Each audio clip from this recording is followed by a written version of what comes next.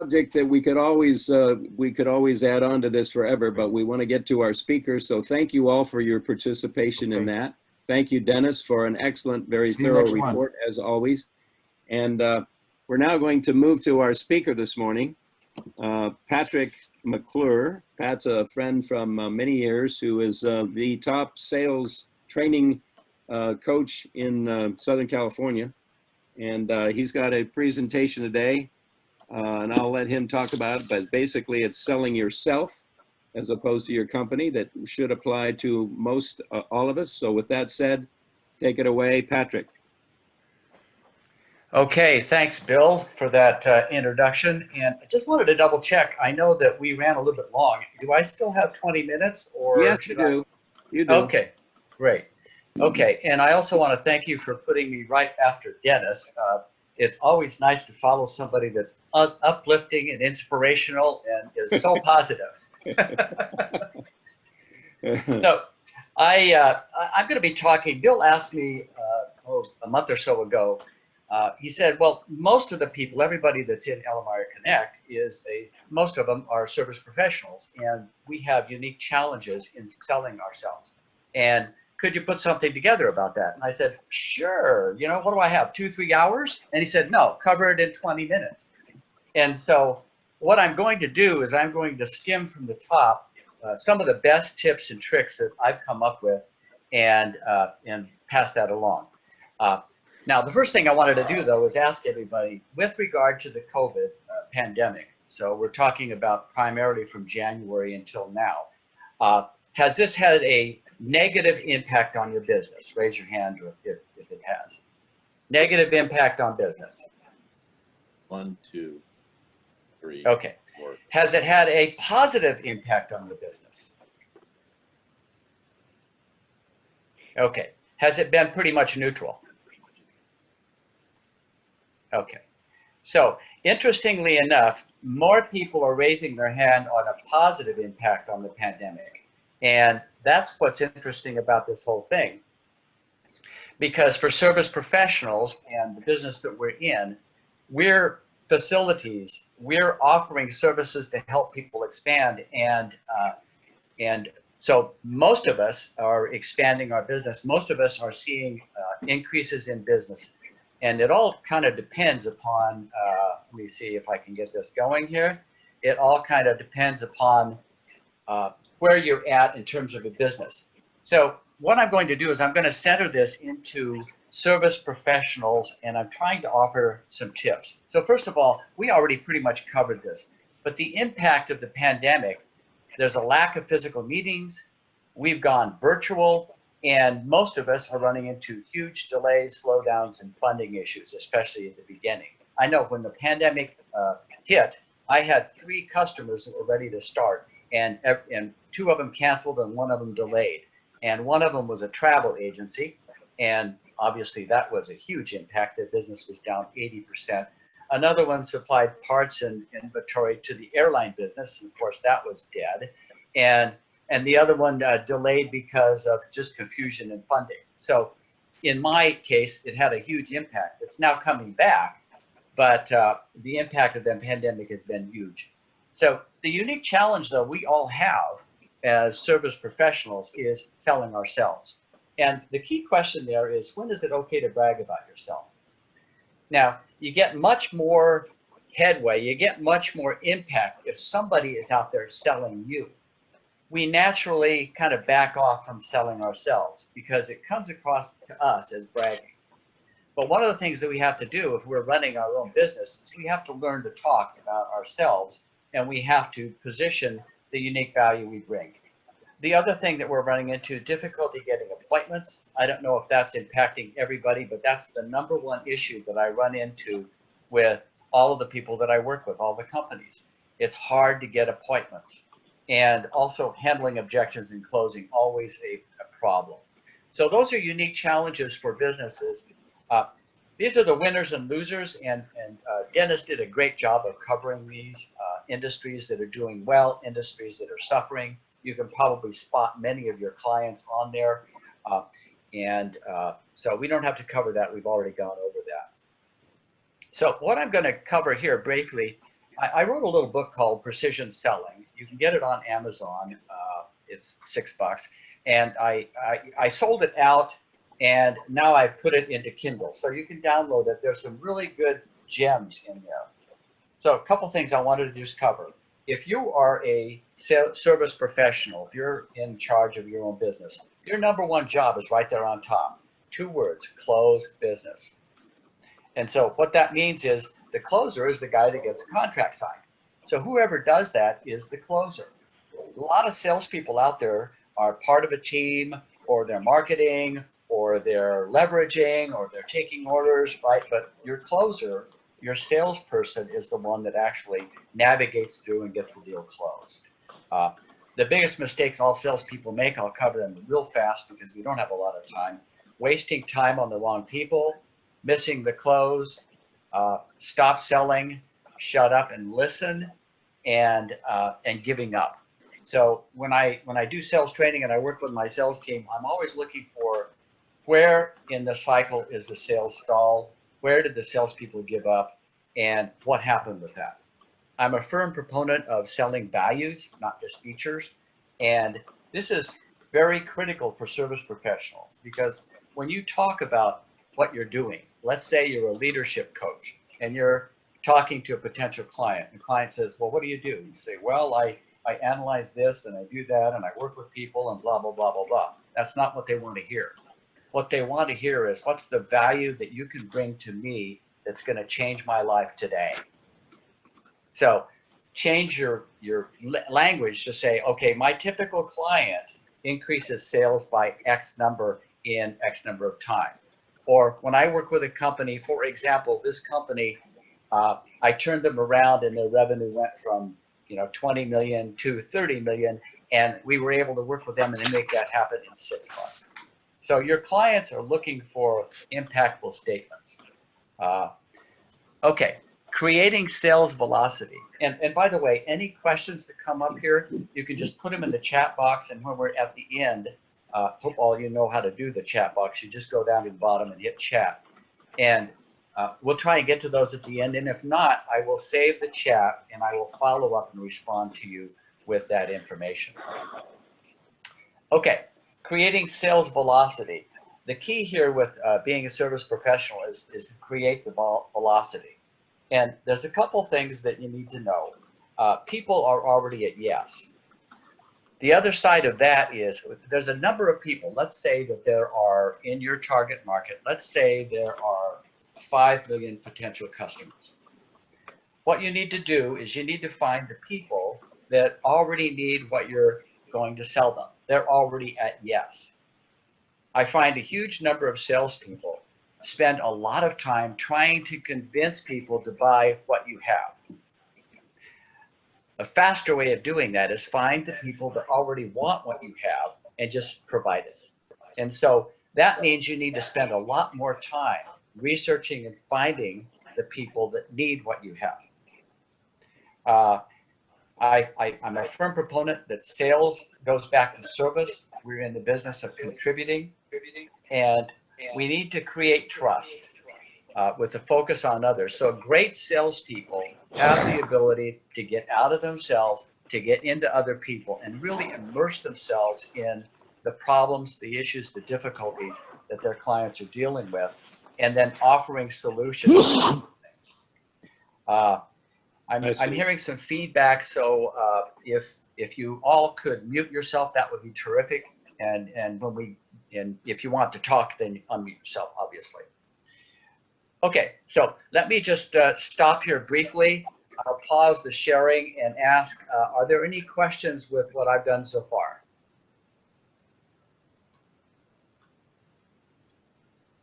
Any questions? I know we're going real fast here. Okay. Not really. It was very clear. Okay, super. Patrick, I would just say one thing is that I couldn't agree with you more, that I find that when people are at their deepest pain and you can italicize what that pain is, and you promise paradise with your value, you've got a real connection there. Absolutely. And I find that the vast majority of salespeople move to try and close way prematurely, right? They don't ask enough questions and dig out from the client what the real problem is. And if you don't know what the real problem is and the client doesn't have a compelling reason to buy, in other words, they're not at yes, you're not ready to tell them what your product is. You have no idea what their problem is, so you have no way of connecting what you're positioning to what they're needing. And so most people spend way too much time trying to sell and not listening.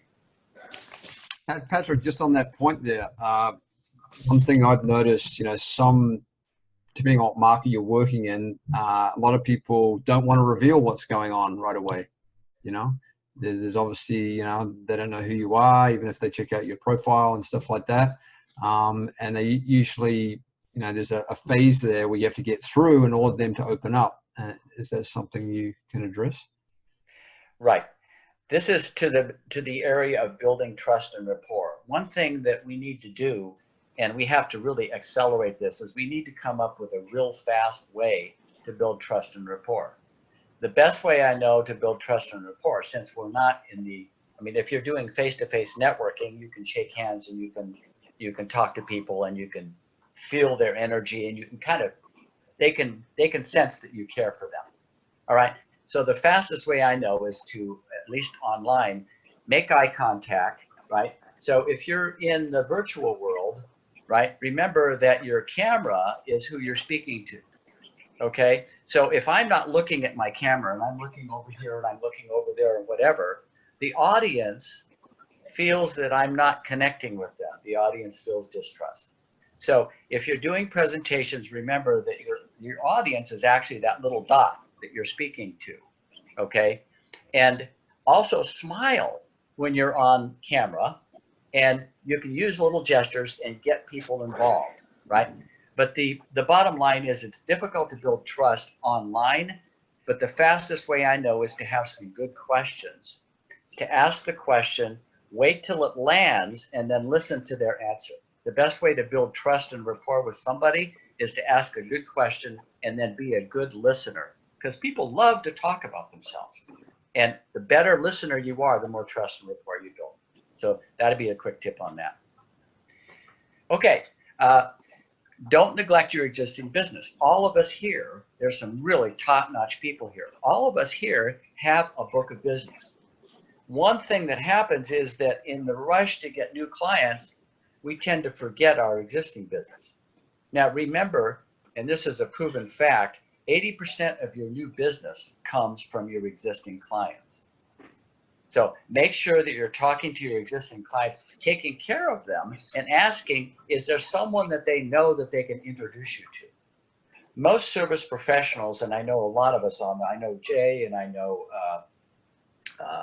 Angelo and I know Bill, a lot of you, I know about 50% of you actually. Most of us are to the point where we're getting the vast majority of our business from leads and referrals and testimonials. So make sure you cultivate testimonials, introductions. Become the godfather. That means when somebody reaches out and they need help, offer the help. You can also, in terms of connecting with your existing business, you should be doing newsletters, blogs, rewards programs, also special member-only offers. So if your sales plan doesn't include a major portion for the care and feeding of your existing business, you need to build that in.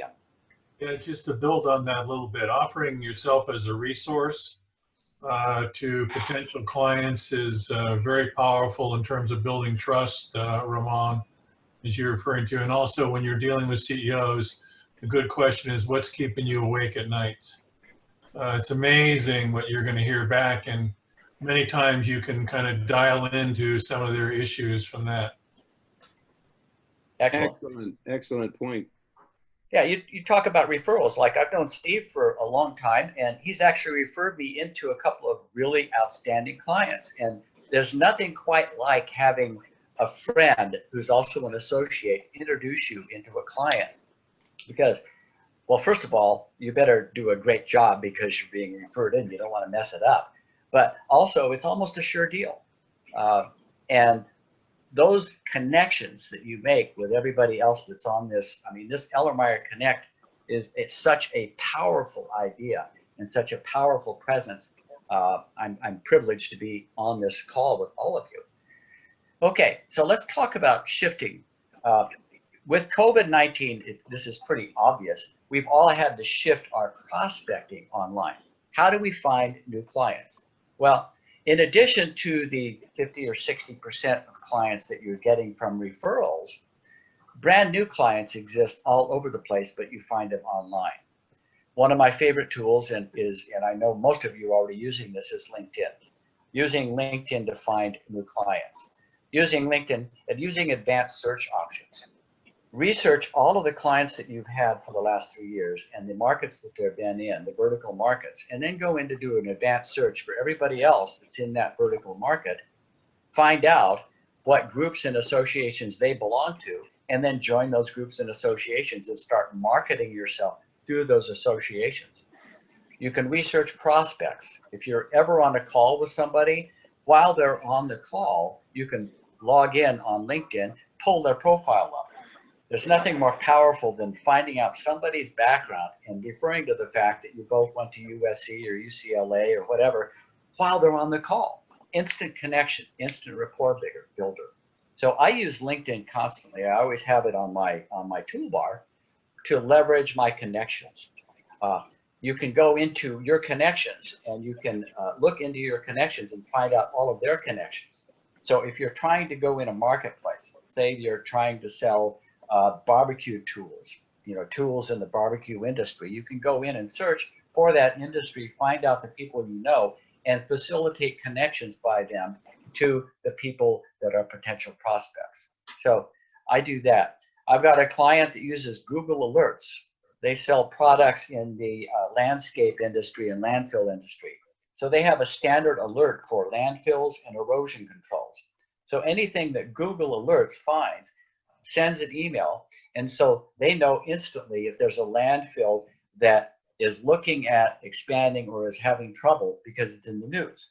So that lead is passed to the rep that they have in that state, and right away somebody goes in. So they're using Google Alerts to alert them about things in their industry. So you use keywords, that pops up potential opportunities that you can send to your salespeople or you can work for yourself. Your website should be very interactive. It should be able to generate live leads with automatic and timely follow-up. If you don't have a website that's really optimized, that has SEO, that's generating leads, then talk to Melania. She's on the call. Nalini, I should pronounce it correctly. She's excellent on that, and she can help you with that. And also newsletters and click-throughs. I put out a monthly newsletter, and I get a lot of people to do click-throughs on that. And then I follow up on the click-throughs to find out who opened. If somebody clicks through and they clicked on coffee pots, for instance, then I know somebody read my newsletter and clicked on coffee pots. I know they're interested in coffee pots. Now I can follow up with that. So there's a lot of tools that we have online, more than we've ever had in the past. So I'm really excited about prospecting and doing all of this online. So let me pause here, and I'd like to ask your favorite prospecting tool online. Anybody show hands, raise your hand, or just chime up with what your favorite online prospecting tool is. LinkedIn for sure is number one. Yep. LinkedIn. Anybody else using Google? Yeah. I use alerts as well. Yes. Is anybody using YouTube? Yes. Yeah. YouTube.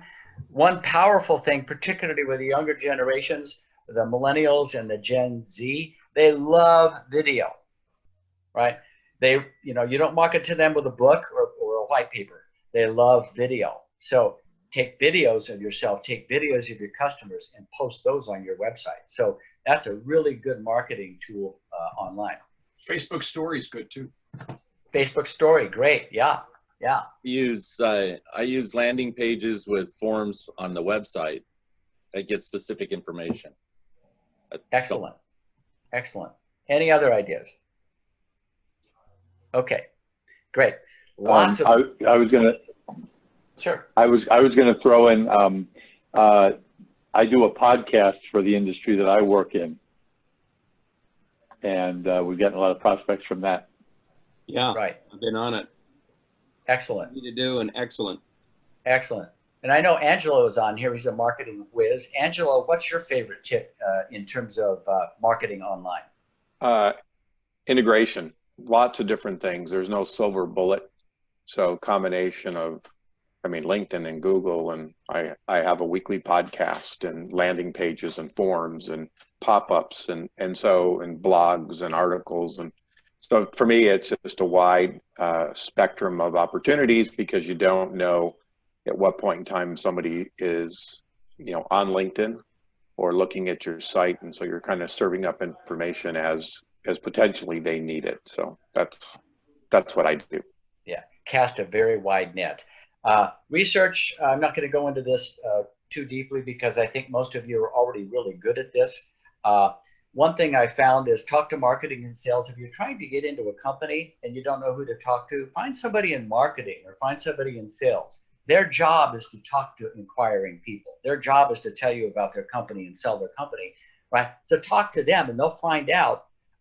They'll tell you a lot more about their company, and they'll also tell you who you should talk to. And oftentimes they'll just refer you over. They'll either connect you or text you exactly who to talk to. So your research point is find the people that have the job of talking to the public, and then they'll tell you who to talk to. A lot of different ways to do that. Okay, branding. Let's talk a little bit about branding. Here's some ideas. These are just tips that I've used and my clients have used. Update your company personal website. Make sure that thing is up to date. There's nothing that turns customers off more than going to your website and finding that the latest blog was 3 years ago. The latest news release was 4 years ago, and there's nothing timely or entertaining. So make sure that your website is updated. Make sure your LinkedIn presence is updated. Hire an SEO firm to ensure your maximum eyeballs. So somebody that is really good at SEO is critical. Enhance your profile. Show your expertise online. So you can show your expertise by talking about yourself, but it's much better to have somebody else bragging about how great you are, and have a video of that or have a testimonial of that. I use LinkedIn testimonials or referrals a lot. So if I'm working with somebody, I will make a point of giving a referral to them. And then when they accept the referral, it pops up a little window that says, would you like to refer back? And so I get a lot of referrals on LinkedIn. But if you don't make a referral of somebody else, then probably it's not going to happen back. The main thing that you want to talk about with your branding is, why should they do business with you? The key thing that in the crowded marketplaces that we're all in, there's a ton of people that do commercial real estate. There's a ton of people. There's a ton of lawyers. There's a ton of marketing people. So what you really need to do is, what stands out? What is really unique about your business? And oftentimes you don't know what that is. So conduct a poll of your top 6 or 7 friends and associates and ask them, what's unique about my business? Why would you do business with me? Ask your customers, ask your friends, find out what's unique, and then build that into your branding. I always like to, with everything that goes out, embed links to your partners, groups, associations, affiliates. The more gravitas that you build about all the linkages that exist, the more you build the velocity. It's like casting a wide net. Angela was talking about that. You should have a whole plan that incorporates all of this stuff around your brand. And I do a lot of publishing of my articles and podcasts and all that. And so in addition to speaking, so the whole idea, if you're a services professional, is be visible. And that has to do with your branding. Okay, a couple things. I've only got a couple slides here left. The MIT Sloan School of Management did a study, and they found these 4 key points for today's new normal. Customers, sales today are driven by the customer.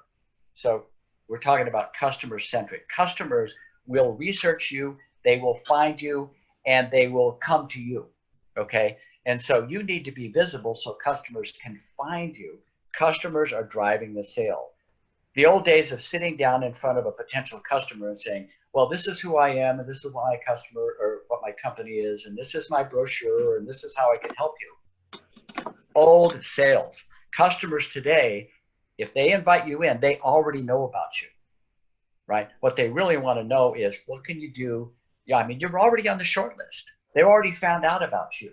Now you need to address the issue. What is unique about you that stands out above all the other people? So they already know you. They've already researched you. They want to know, what can you do to make them more successful? And more importantly, is the question there on the bottom.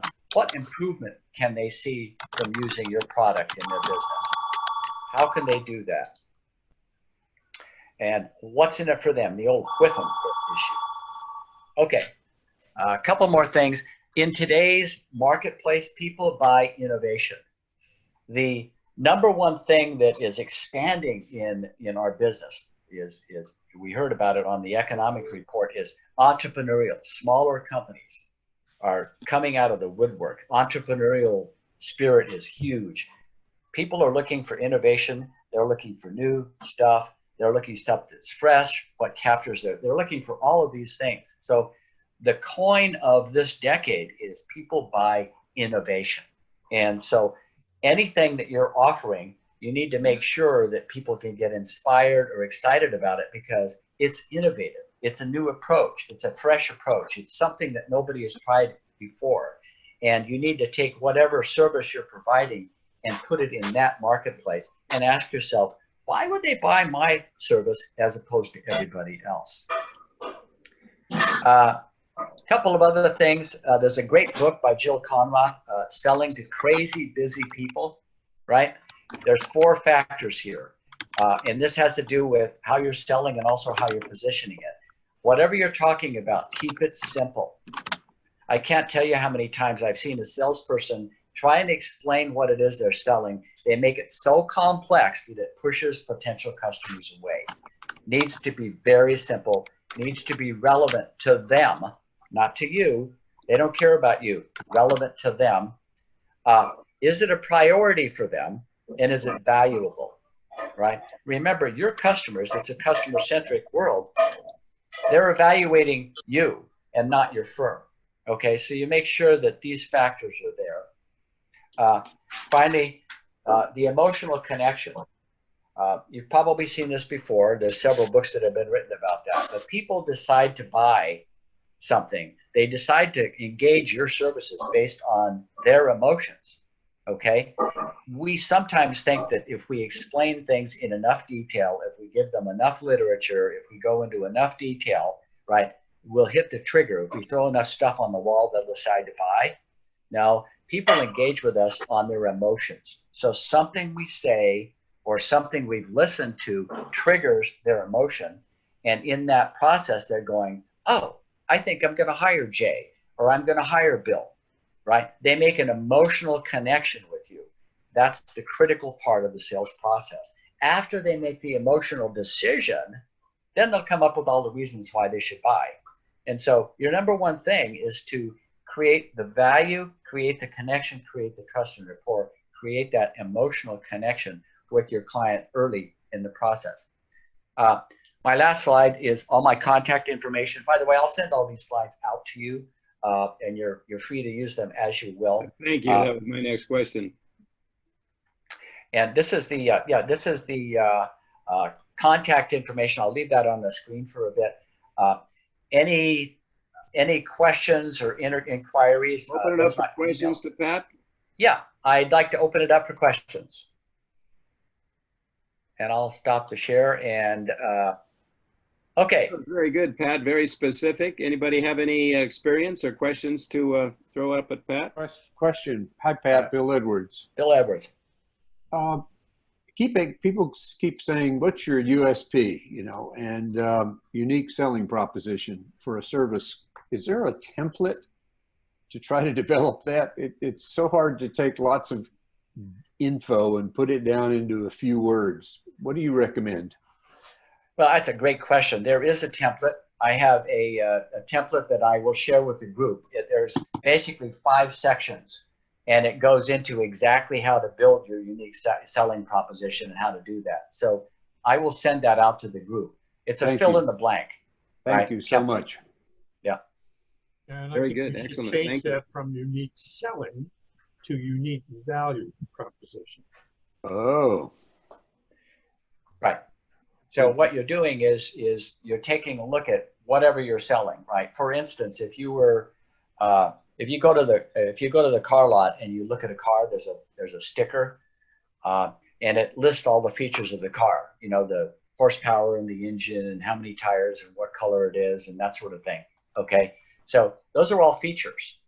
Okay, the benefit of those features is what it does for you, right?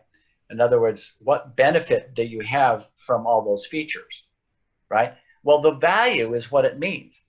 So in a nutshell, if for instance, if it says this car will get 50 miles to the gallon, right? Well, the value to you is if you buy this car, next year, you're going to save $600 in energy, right? Or if you go out and you buy a Tesla, like my friend Dave Kinnear, right? You go out and you buy a Tesla, it's like, okay, I'm going to save $3,000 in my energy costs because I now have a Tesla. So the value is normally the dollars and cents. How much money are you going to save, or how much time are you going to save? And the value of a unique value proposition is to come up with that template to get there. And I'll send one to you.